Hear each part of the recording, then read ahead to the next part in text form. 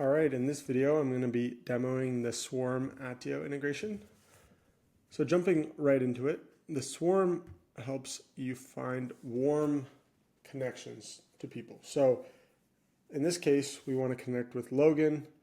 I'm going to click See Connections, and it looks like Nick from my team is connected to him. So I can see it's a weak connection. They know through work, but Nick is connected. I'm going to add this to Attio, and that just records on Logan's profile that he's connected to Nick here.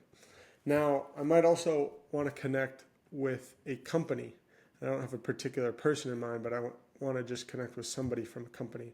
I can click See Connections from the company, and I can see all the people from that company that people on my team are connected with. So it's just Nick here, but you can see Annie, he has a bit of a stronger connection with, and he has these two other connections.